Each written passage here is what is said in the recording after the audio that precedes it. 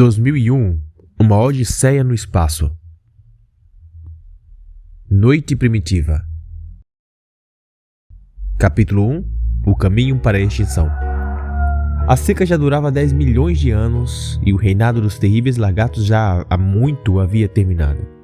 Ali no Equador, no continente que um dia seria conhecido como África, a luta pela existência chegara a um novo clímax de ferocidade e ainda não se sabia quem seria o vencedor. Naquela terra deserta e árida, apenas os pequenos, os velozes e os ferozes conseguiam prosperar, ou sequer esperar sobreviver. Os homens macacos da estepe não eram nenhuma dessas coisas e não estavam prosperando. Na verdade, já estavam bem adiantados no caminho para a extinção racial. Cerca de 50 deles ocupavam um grupo de cavernas que dava para um pequeno vale ressecado, dividido por um riacho vagaroso, alimentado pelas neves das montanhas mais de 300 quilômetros ao norte. Nos tempos difíceis, esse riacho sumia por completo e a tribo vivia como um fantasma da sede. Famintos sempre estiveram, mas agora morriam de fome. Quando o primeiro brilho fraco da aurora se insinuou até o interior da caverna, aquele que vigia a lua viu que seu pai havia morrido à noite. Ele não sabia que o velho era seu pai porque esse tipo de relação estava absolutamente além de sua compreensão. Mas ao olhar para o corpo emaciado, sentiu uma vaga inquietação que era ancestral da tristeza. Os dois bebês já estavam choramingando por comida, mas se calaram quando aquele que vigia a lua rosnou para eles. Uma das mães, defendendo a criança que não tinha condições de alimentar adequadamente, retrucou-lhe com um grunhido zangado. Ele não tinha energia sequer para dar uma bufetada nela por sua presunção. Agora, o dia estava claro o suficiente para sair. Aquele que vigia a lua apanhou o cadáver murcho e o arrastou atrás de si, curvando-se para passar pela entrada rebaixada da caverna. Assim que chegou ao lado de fora, jogou o corpo por cima do ombro e ficou ereto. O único animal em todo aquele mundo capaz de fazer isso. Entre sua espécie, aquele que vigia a lua era quase um gigante. Tinha quase 1,50 m de altura e, embora fosse bastante subnutrido, pesava mais de 45 quilos. Seu corpo peludo e musculoso estava no meio do caminho entre macaco e homem, mas sua cabeça já era muito mais próxima do homem do que do macaco. A testa era baixa e havia reentrâncias sobre as órbitas dos olhos, mas ele continha de modo inconfundível em seus genes a promessa da humanidade. Ao observar o mundo hostil do Pleistoceno, já havia alguma coisa em seu olhar além da capacidade de qualquer macaco. Naqueles olhos escuros e profundos havia uma consciência nascente, os primeiros indícios de uma inteligência que talvez ainda não se concretizasse por eras, e em pouco tempo poderia estar extinta para sempre. Não havia sinal de perigo. Então, aquele que vigia a lua começou a descer depressa em encosta quase vertical fora da caverna, e seu progresso era apenas ligeiramente retardado pelo peso que carregava, como se estivesse aguardando o seu sinal. O resto da tribo emergiu de seus próprios lares mais adiante na face da rocha e começou a se apressar na direção das águas lamacentas do riacho para sua bebida matinal. Aquele que vigia a lua olhou para o outro lado do vale a fim de ver se os outros estavam por perto, mas não havia sinal deles. Talvez ainda não tivessem deixado suas cavernas, ou já estivessem procurando alimento mais além, ao longo da encosta. Já que não podiam vê-los em parte alguma, aquele que vigia a lua os esqueceu, era incapaz de se preocupar com mais de uma coisa por vez. Primeiro precisava se livrar do velho, mas esse era um problema que exigia pouco raciocínio. Muitas mortes ocorreram naquele local, uma delas em sua própria caverna. Tinha apenas que colocar o cadáver onde havia deixado o bebê novo no último quarto da lua, e as hienas fariam o resto. Elas já estavam esperando, onde o pequeno vale se transformava em savana, quase como se soubesse que ele estava chegando. Aquele que vigia a lua deixou o corpo embaixo de um pequeno arbusto. Todos os ossos anteriores já haviam desaparecido, e voltou correndo para se juntar à tribo novamente. Nunca mais pensou em seu pai.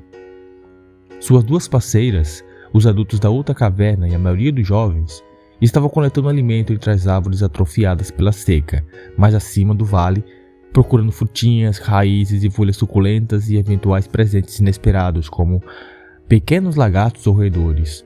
Só os bebês e os velhos mais fracos eram deixados nas cavernas. Se sobrasse comida no fim da busca de um dia, eles poderiam ser alimentados. Senão, em breve as hienas teriam sorte mais uma vez. Mas aquele dia foi bom, embora aquele que vigia a lua, por lhe faltar a real capacidade de recordar o passado, não pudesse comparar uma época com outra. Ele havia encontrado a colmeia de abelhas no toco de uma árvore morta, e assim desfrutou da maior guloseima que seu povo jamais poderia conhecer. Ainda lambia os dedos de vez em quando ao liderar seu grupo para casa no fim da tarde. Naturalmente também havia colecionado um bom número de picadas, mas praticamente nem notou. Estava agora mais perto da felicidade do que provavelmente jamais estaria, porque embora ainda sentisse fome, não estava realmente fraco de fome. Isso era o máximo a que qualquer homem macaco poderia aspirar. Seu contentamento desapareceu quando chegou ao riacho. Os outros estavam lá, eles estavam lá todos os dias, mas isso não tornava a coisa menos irritante. Eram cerca de 30 e não havia como diferenciá-lo dos membros da própria tribo daquele que vigia a lua. Quando o viram chegando, começaram a dançar, balançar os braços e gritar do seu lado gritar do seu lado do riacho. E seu próprio povo retribuiu da mesma forma. Isso foi tudo o que aconteceu. Embora os homens macacos frequentemente brigassem e lutassem fisicamente entre si, suas disputas raramente resultavam em ferimentos sérios. Como não tinham garras nem caninos para luta e eram bem protegidos por pelos, não podiam infligir muitos danos uns aos outros. De qualquer maneira, tinham pouca energia de reserva para um comportamento tão improdutivo. Rosnar e ameaçar era uma forma bem mais eficiente de afirmar seus pontos de vista. O confronto durou cerca de 5 minutos. Então, a exibição acabou tão rapidamente quanto havia começado, e todos beberam seu quinhão da água lamacenta. A honra foi satisfeita. Cada grupo reafirmou a posse do seu próprio território. Resolvido esse assunto importante, a tribo se deslocou ao longo do seu rio. A passagem mais próxima que valia a pena ficava agora a quase 2 quilômetros das cavernas, e eles tinham que dividi-la com uma manada de feras grandes semelhantes a antílopes, que mal toleravam a presença deles.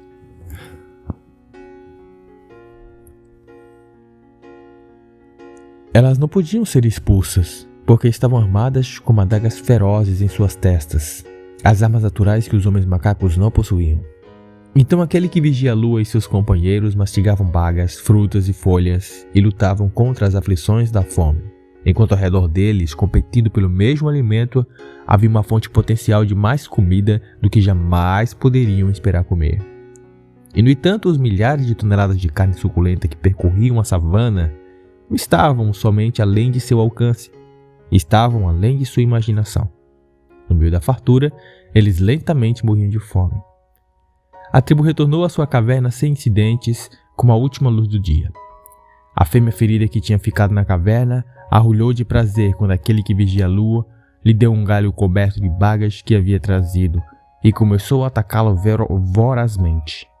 Não havia nada muito nutritivo ali, mas aquilo a ajudaria a sobreviver até que a ferida causada pelo leopardo tivesse curado e ela pudesse coletar comida para si mesma novamente. Sobre o vale, uma lua cheia nascendo estava, e um vento frio soprava das montanhas distantes.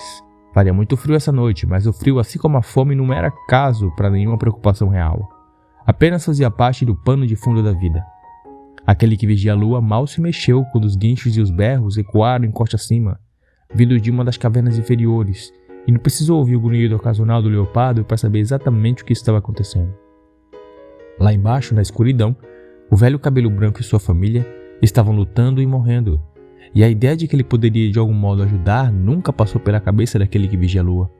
A lógica cruel da sobrevivência eliminava essas extravagâncias, e nenhuma voz se elevou em protesto dos que ouviam na encosta.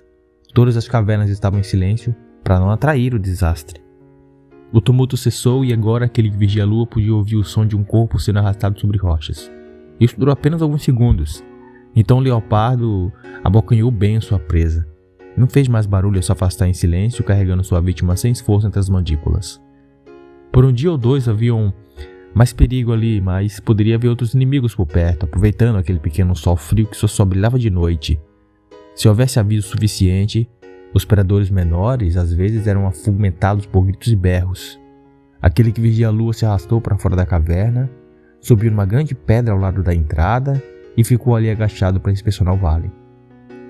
De todas as criaturas que já haviam caminhado sobre a terra, os homens macacos foram os primeiros a olhar atentamente para a lua.